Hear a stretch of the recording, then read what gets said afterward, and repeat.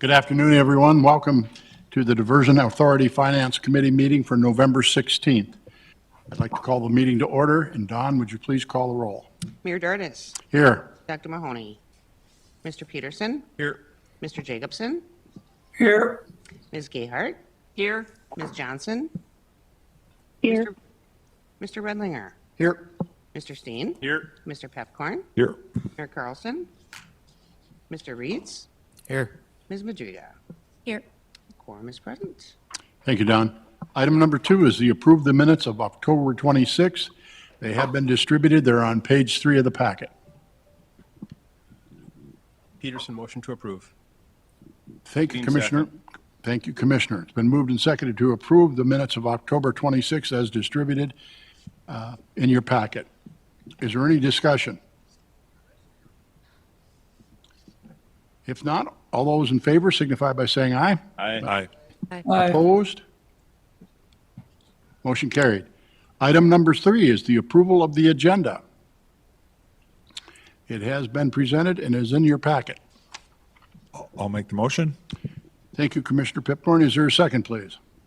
Steen, second. Commissioner Steen seconds. Been moved and seconded to approve the order of the agenda for November 16, 2022, as presented and distributed. Is there any discussion? Hearing none, all those in favor, please signify by saying aye. Aye. Aye. Aye. Opposed? Motion carried. Item number 4 is the approval of the bills. We will wait for a presentation from Terry Gayhart as with regard to this. It's on page 6 and it has been distributed. Total bills received through November 10th of 2022, total $11,594,000. New Star Pipeline forwarded invoices for $5,376,000. Cass County, $4,802,000. Clay County, $973,000. City of Fargo, $321,000. Onset, Twitchell, $95,000. Pleasant Township, $17,000, and Cass County for $9,000. Thank you, Mrs. Gayhart. Any questions for the lady?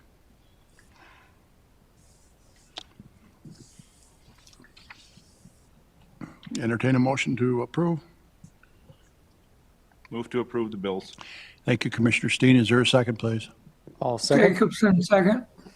Mike Redlinger, seconds. Been moved and seconded to approve the bills as presented by Ms. Gayhart and page 6 and have been distributed. Is there any further discussion? Hearing none. Don, would you please call a roll? Mayor Dardis. Yes. Mr. Peterson. Yes. Mr. Jacobson. Yes. Ms. Gayhart. Yes. Ms. Johnson. Yes. Mr. Redlinger. Yes. Mr. Steen. Yes. Mr. Pepcorn. Aye. Mr. Reeds. Yes. Ms. Madriga. Yes. That is everyone. Thank you, Don. Item number 5 is the finance report. Again, we'll call on Terry Gayhart with regard to that. It's on page 19. It has been distributed. As of October 31st, we had $145 million in cash and investments, $223,000 in prepaids, $354,000, almost $355,000 in liabilities, which leaves us at a net position of $145 million. Questions for the lady?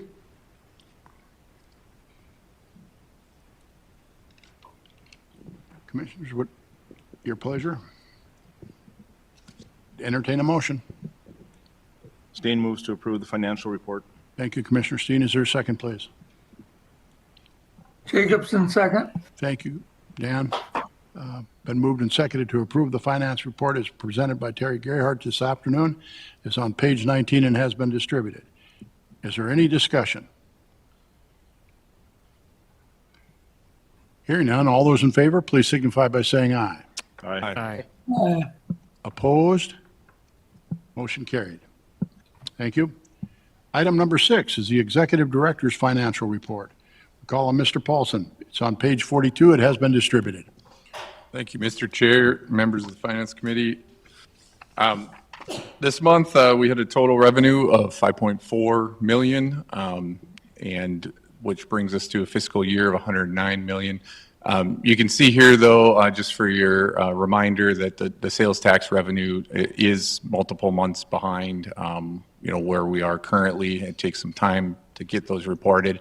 And so we are expecting to exceed our sales tax revenue in our budget this year, according to the projections of where we sit today. So everything looks very well. You can see here there were no major draws this month from the state dollars. So our revenue sits at 5.4 million. Certainly open for any questions on that. Any questions from Mr. Paulson with regard to the financial report? Mr. Chair, Mayor? Joe, at one time we talked about the O&M that's going on in the budget on the diversion and our City of Fargo's cost. Those are going to be weighted until the end of, I think, 26, 27, and then we're going to have a sit-down discussion on what to do in regards to that. In light of that surplus, would it be reasonable for us to relook at that? Mayor, that's a great question. We certainly can look at that sooner than later if you'd like. We've anticipated at this point that we would cover operation and maintenance costs in the project budget. However, and then O&M payments and budgeting would occur towards the end of construction, as you had mentioned, somewhere around 26, 27. We could certainly look at being more formal about that and starting to separate O&M immediately. Obviously, I think there needs to be some discussion with the City of Fargo and Cass County as far as what is eligible for O&M under the DA versus your respected member entities. And so we could start that discussion. I had thought, there would be some value in doing that in 24 as we move forward and getting that all cleared so that we can start to track proper O&M budgets, because the core projects are also going to start to come online and transfer responsibilities over to the authority. Some of them have already started. SE1 will start, right now. And then the diversion inlet is expected to be complete sometime next year or by the end of next year, as well as the wild rice. So as those larger structures come on, they'll be more costly for O&M. As I mentioned before, we have anticipated that right now in the P3 project-related budget, but we could certainly, have a discussion about that. Mr. Chair. Additional question, please, Commissioner. Yeah, to follow on Mayor Mahoney's question, it may be prudent, if nothing more than an educational piece, Mr. Paulson, just to get us up to speed in terms of where you think things are going to lie, because you said as things get completed, we'll then have to maintain them because in City Fargo proper, they'll then pull off. So it may be prudent, like I said, and if for no other reason than to educate the board as an exercise. So I think it's a good idea. Yeah, Mr. Chairman, I think that's a great idea. And as I think about this more, I mean, if there is surplus sales tax coming in above what we had projected in our financial plan, we could certainly start to look at allocating that to O&M, which would free up, those equivalent dollars on both Cass and Fargo side for eligible O&M expenses, which I think you guys would prefer. Yes. Thank you, Mr. Chair. Any additional questions? None? Please continue. All right, thank you, Mr. Chair. All right, we'll start with our level one summary here. Again, similar to the past few months, we are significantly below our anticipated cash budget for 22 due to some of the delays in the heavy construction that we expected on the P3 side, as well as, some delays on the lands and mitigation side. I'll bring your attention down to the lands, which is currently at 38.8 million that's currently at 35 million of the $77 million budget. I'm sorry. And some of the reasons for that, as we anticipated the 2022 cash budget, we had anticipated the flowage easements all going out, which most of them did. And so we needed to have enough budget capacity to cover the cost and payment of those flowage easements. You'll see in the lands report tomorrow at the board meeting, we're only about 25% of the way through closing those flowage easements, so we're below where we had anticipated. Obviously, we'll continue to work through that, but we did have to have that in the 22 budget if those were to have hit. So Other than that, everything else seems fairly consistent with last month and the last few months as far as where we're spending our money. A majority of our costs are on the third-party MOU, which is the utilities that are currently being relocated in anticipation for the construction of the diversion channel itself. And you can see I think we did a pretty good job of budgeting on that line item, and that one, is going to be pretty close to where we budgeted for 22. Other than that, no significant concerns on any budgeted items here, but certainly open for any questions. I don't know if it's necessary to dig into level 2, but we can if there are questions on the higher level here. Additional questions? Anybody want further explanation? Okay, we'll move into, there you go, thank you, Paul. The admin budget report out. Again, you can see where we're at here, cost to date, $895,000 of the $1.255 million budget. We are now fully staffed from what we had anticipated for 22, with the hire of Madeline on the land side and Tom Fuchs on the construction management side. That filled those 2 open positions. And so we are on track to probably be under budget some for this year, just due to the timing of when those employees came on board. So. Any questions on that? Mr. Chair. Please, Mayor. Joel, sometimes when we go through stuff in our commission and our costs, we find there's some unusual bumps or bumps or something that we didn't anticipate. When you're doing this on your salary benefits and all that's gone on in your part, if you were under like Terry's system, any kind of changes you would normally report to the board. Is there any unusual expenses in your operating expenses that you feel that you were surprised and had to do, or do you feel that it basically followed what you told us a year ago? Great question, Mayor. I think if we were to dig into these deeper, the only one that seems to be out of whack from what we had anticipated in 22 was travel expenses. And a lot of that is due to the significant number of awards that the authority has won that, we couldn't have anticipated at the beginning of the year. But I do think there's value in attending those and being present and talking about our project and where we're at. Most of these awards are attended by people in the financial markets, and specifically financial folks that have borrowed money to our developer to allow the P3 to move forward. So maintaining relations with them at those events are extremely important. A lot of discussions, obviously, of the progress and how things are moving forward need to take place. And so we try to, add value to those whenever we can. But If you go to those awards, then if one of the politicians went with Chad Peterson went or something, does the Diversion Authority cover those costs? that's correct. Yes, we do have a reimbursement policy at the authority for member entity members of the board for reimbursement of those travel expenses. Yes. And is that type of expense categorized under other? Yes. And this bu- Any additional questions? Thank you, sir. Thank you. You have a task order that you want to discuss? Yes, Mr. Chair, we have one contracting action for your consideration today. This is Task Order 4, Amendment 0. This is for Cass County Electric Co-op for the relocation of some of their three-phase lines for the construction of the diversion channel. Any questions on this item? Task order amendment for the amount of $371,850.60. Move to approve. Thank you, Mayor Mahoney. Is there a second, please? Peterson, second. Thank you, Commissioner Peterson. Been moved and seconded to approve the contracting action of Cass County Electric Task Order 04, Amendment 0, and on page 51 of the packet. Is there any discussion? Hearing none, Don, would you please call the roll? Mayor Dardis. Yes. Dr. Mahoney. Aye. Mr. Peterson. Yes. Mr. Jacobson. yes, Ms. Gayhart. yes, Ms. Johnson.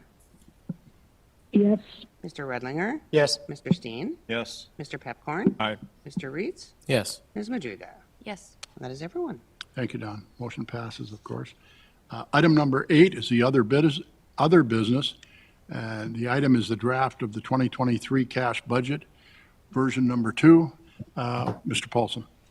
Well, thank you, Mr. Chair, and we'll be going through this line item by line item here. I'm just kidding. Nothing has changed from last month's draft budget as it appears in your packet. Obviously, we wanted to allow some time because this is a large budget, and so if there are any questions related to any of these line items, we can certainly discuss that. I do want to note that the draft budget that will come before the finance in December will be our recommended final budget. There will be some changes between this budget and that one due to the timing of some items that we're currently working on. One of those is the rail abandonment for the Red River Valley Western Railroad that comes into Horace. We are anticipating a payment to them, but we're not quite sure yet when that is going to hit, whether it's be in 22 or 23. We will have that clarity by the December finance meeting. And then there's an awful lot of utility relocates that are happening right now. And depending upon the timing of those invoiced dollar amounts, either hitting in 22 or in 23, will make a significant impact on the third-party MOU and utility work that we're doing. So we'll have much more clarity prior to sending out the packets in December for that Finance Committee meeting. But I think today, certainly open if there's any members of the committee that have reviewed this, that have any questions prior to kind of the final draft preparation in December, we can certainly discuss that here. Thank you, Mr. Paulson. Any questions? Please, Commissioner Peterson. Mr. Chair, thank you. Mr. Paulson, does the developer, our P3 developer, or other partners review this and approve? Do we, my logic being more complex than, it seems pretty easy question to ask them if this is an accurate number. Do we, I'm presuming we do, but just asking the question for sake of clarity. You know, if I dare to say, I'd probably like Paul to come up because he's more involved with the P3 developer and the budget preparation behind the scenes at the very detailed level, and I'm sure he'd be able to have some great content for that question. Sure. Do we run it past the developer? No, we don't, but we have our internal team review any of the potential contracting actions, compensation events, authority change requests, developer change requests that we have and that we think will be in the budget next year. Mr. Chair, if I may. Please. Is there any chance our P3 developer would move faster than we're anticipating? And again, I know it's not a catastrophic change, but just in preparation for, they had a great spring, it was dry. They had a great summer, it was dry. And they had a reasonable fall, it was reasonably wet for our farmers in 24. What happens if they do better than we're anticipating within our budget and they accelerate this to the point where it's $5 or $10 or $20 million more? And again, I don't know it's catastrophic, so that's pay them eventually, but what's our plan if they overperform? That's a great question. To be honest, the schedule that they've showed, and it's through the completion of the segments that they're doing. So if they do overperform, part of the issue that we're seeing now that they're mainly working on is the channel portions. So if they were to complete the excavation, they still have to have it commissioned. They still have to have all of the seating complete and established. And to be honest, I don't see them accomplishing that in 2023 cash budget. We've looked at their schedule. We looked at their cost curve. And when they anticipate getting these buildable units completed, we will take a second look at that just to make sure. And that's one of the things that we can do for the finalization of this budget. Looking at their schedule, the 2023 cash budget was built on their schedule. However, we can take a second look at, potentially advancing the Reach 1 and Reach 2, and possibly if they get to Reach 3, worst case scenario, to ensure that we have that budget covered. Thank you, Mr. Chair. I will also add on to that, Chairman. I think Paul had a very great answer for you, very accurate. But this is going to be an issue in 24 and 25 as we get more and more buildable units towards completion and make those payments to the developer. And so it will be something that we'll need to discuss. And I think, the thought of having the P3 developer review and maybe comment on the budget is a great one, especially as we move into those years. And I think we'll have a better idea of how well they're performing after we have a couple years under our belt as well, and might have some better anticipation of what might hit in one particular year. But it will be something that, especially as you get into the end of the year and the beginning of the next year, and whether 5 bridges hit in one year or the other, that's a $100 million deal. So it could be a very major impact to our budgets in how we do our processes. So we'll think about that a little bit more and what we I'd can like do. to call on Paul at this time. One other thing that I failed to mention is that as part of now that they've hit Notice to Proceed 2, we are requiring a monthly update to their schedule, which is also a cost-loaded schedule. And so we'll be able to see in their schedule on a monthly basis where they'll land and if they are advancing to these things. So do we have a schedule of values with this project that basically lists an inventory? Schedule of values lists an inventory of what the widgets are producing and the value of each widget? Yes.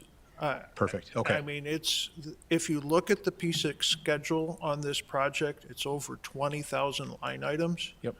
And they're tied together into the buildable units with the cost assigned to the buildable units. So the completion schedule, we can develop cost curve, we can develop when we think those payments, when they assign, when they currently have them assigned within their schedule. Mr. Shockley, do you have something to add for us? I was just up here to support what Paul was saying, that it's,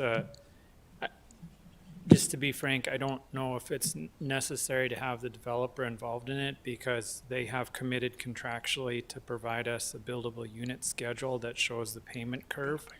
And as part of that schedule, it's not like a traditional contract where you put the infrastructure in the ground and you get a 95% payment.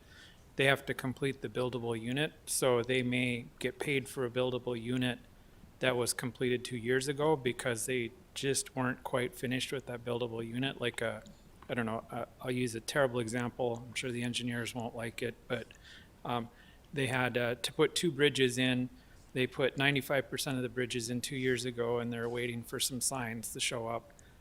They don't get paid for that buildable unit until the signs are complete, and then they don't get the full amount of the buildable unit. So it's a different contracting process for payments than your traditional contract, and it puts a lot of pressure on the developer to produce before they get paid. Thank you, Mr. Shockley. Any additional questions? Mr. Chairman, Mahoney. Paul and Joel, sometimes it feels like the DA board is disconnecting from the construction in some ways. I mean, when we did the inlet structure, we got updates, we got concrete, we got stuff poured.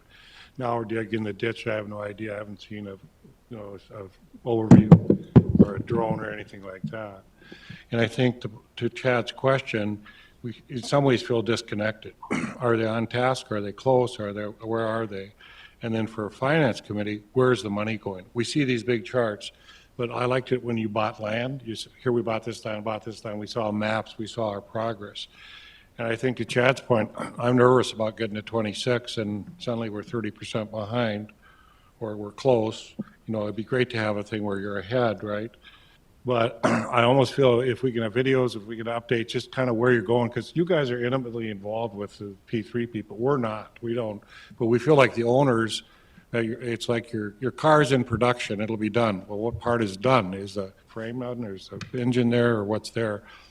It would be so kind if every other meeting or whatever for finance, the money part, I'd like to see where we are with that. And John's confused us because he's got money from all over WIFIA and all these different places. But did we get all the money from the state? Is that all in the bank somewhere? Did we get the money that we have and we need? And then what have we spent so far? I can see it on the big charts, but it'd almost be nice to see what part is done, if the outlet is done, or if we're getting close to where we're doing. Red River Valley Water Supply, we know the outlet's done. We had a picture of it. I saw it. I know that's done. But if you'd be so kind, just, I mean, we're, as far as I know, you got bridges, you got ditches, you got different stuff done, but we should see some product, utilities done, this done. And I don't mind it in the table, but I wouldn't mind a visual. Can I kind of see what the owners are getting?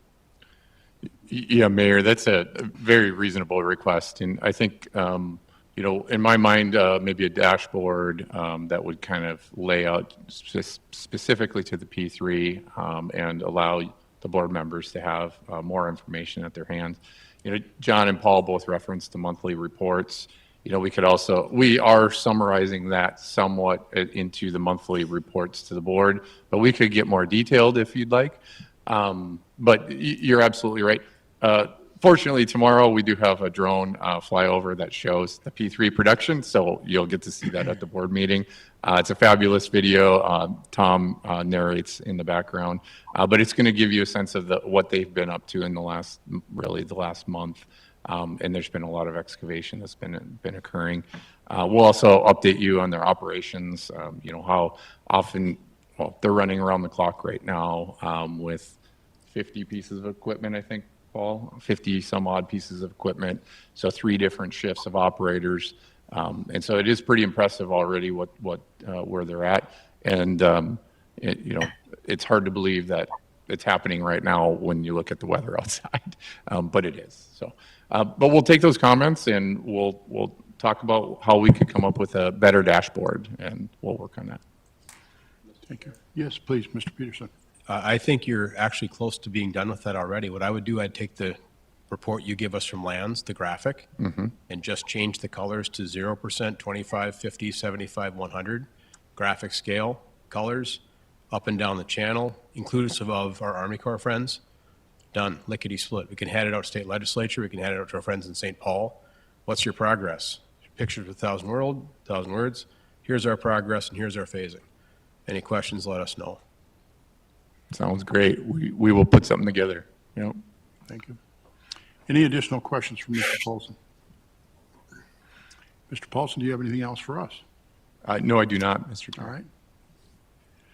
Does any member of the Finance Committee have any questions or anything that they'd like to bring forward to this afternoon? No? All right. Our next meeting is going to be December 14th. There will be some subcommittee meetings on the 2023 budget that, and we'll keep you posted as when we're going to have those. They might be lunch and learns and whatever. But we will be looking at some different levels of some of these line items. So, Is this Commissioner Steen's last meeting with us? I have one tomorrow. But you don't have one in December, eh? Right, I'll be done at the end of November, correct? Just want to thank you for all your hard work on this commission, on this committee, and we enjoyed the fact that your background gave you great expertise in helping us out, so we could have some confidence of where we're going. And glad you gave that advice to John Shockley on the WIFIA loan. Thank you. Well, thank you for that. It's been enjoyable, it really has. So I will enjoy my free time, but I'll miss this as well. thank you, Commissioner. Great job. Thanks. Anybody else? Again, the next meeting is December 14th. And with that, we stand adjourned. Thank you.